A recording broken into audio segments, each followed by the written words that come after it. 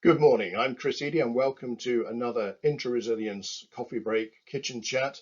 Today I'd like to talk for a few minutes with you on the benefits of conformity with ISO 3834.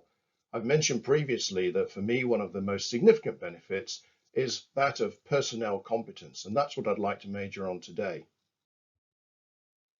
You may already have an ISO 9001 certificate, and within the requirements of ISO 9001 as a quality management system standard, there is a requirement for the organization to ensure the competence of its personnel. It's left to you to define the necessary competences of all your personnel engaged in tasks that will affect product quality, and to ensure that those individuals are competent on the basis of appropriate education, training, or experience. The basic definition of competence is the ability to apply knowledge and skills to achieve intended results. This guidance is absolutely correct, but it's not particularly supportive of a special process like welding. ISO 3834 has been written particularly to give you guidance and requirements that relate specifically to the essential variable controls of the special process of welding. Acceptable quality of a fusion welded joint depends on control of the essential variables. Those variables will have been determined, demonstrated, validated, recorded, and then written into procedures so that they can be replicated by competent individuals to control the quality of the product that you'll be delivering to your customer. The control of those essential variables depends on welding coordination. That's the control and execution of the essential welding and related tasks that deliver control of those essential variables. Welding coordination depends, therefore, on the competence of the welding personnel. ISO 3834 Part 2 and Part 3 requires welding coordination personnel. It's not a specific requirement in ISO 3834 Part 4 because that is the elementary quality level. But there's no reason why welding coordination principles cannot be used or required in an ISO 3834 Part 4 system. For welding coordination, the manufacturer shall have at his disposal appropriate welding coordination personnel. Those individuals have to be given a position in your quality control system where they have the authority to discharge their responsibilities for those welding coordination tasks. That organizational structure has to be defined so that their status is recognized and that they have the authority to deliver that work. ISO 3834 Part 2 and Part 3 refer through ISO 3834 Part 5 to ISO 14731 for the welding coordination tasks and responsibilities. And one of the requirements in ISO 14731 is that the manufacturer shall appoint at least one person to be responsible for welding coordination tasks. This is where there's a little bit of a derail of the intention of ISO 3834, and many people have made assumptions about what these requirements actually mean. What many people read is, I need to find an RWC. What ISO 3834 and ISO 14731 require are that each essential welding and related task necessary to control the quality of your welded production shall be performed by an individual or a number of individuals who are competent in those tasks for the required level of quality.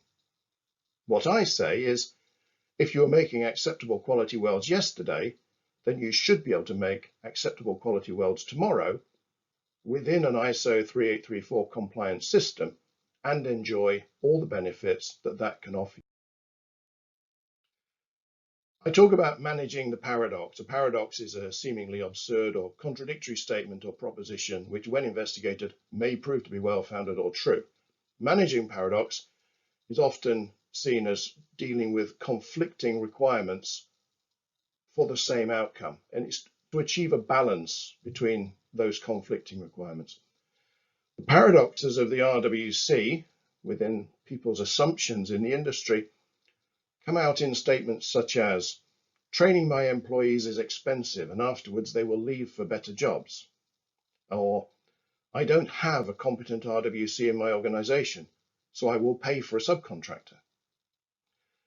These might seem logical at the time, and they may be the route to solution, but they're not what ISO 3834 or ISO 14731 are requiring or insisting that you do to comply with their requirements. We look at competence development. Okay, it's a little welder icon, but it could be welding inspector, welding supervisor, NDT operator, welding foreman, welding engineer, your welding personnel. Either you develop their competence or you buy them in as employees with competence, but they will have been given knowledge. It could be on-the-job knowledge learning. It could be formal learning in college, apprenticeships, university. They require skills. They require to be able to use the tools of their trade. Again, could be through formal training or could be on-the-job training. They need experience. You're giving them experience every day, employing them within your production system. And they require the appropriate behaviors to contribute to your production system and look after their own and their colleagues' health, safety, well-being, environmental factors, customer focus, quality. So is that the system finished? You've got a competent person?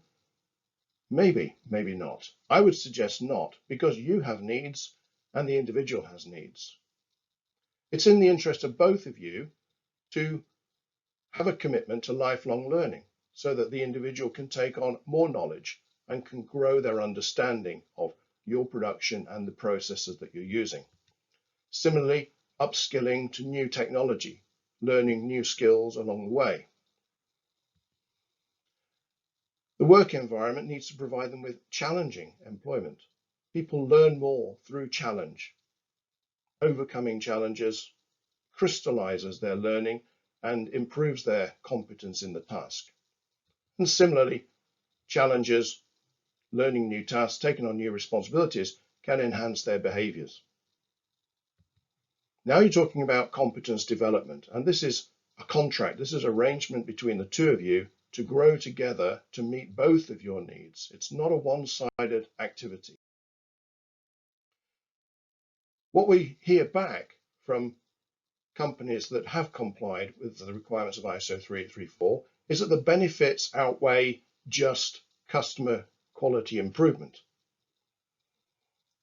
The investment in competence development of personnel enhances their capability without question.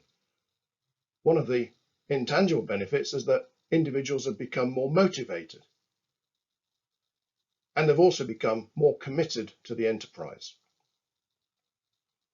These three enhancements, borne by investment in the competence of your employees, lead straight through into improvements in product quality, product efficiency, and profitability.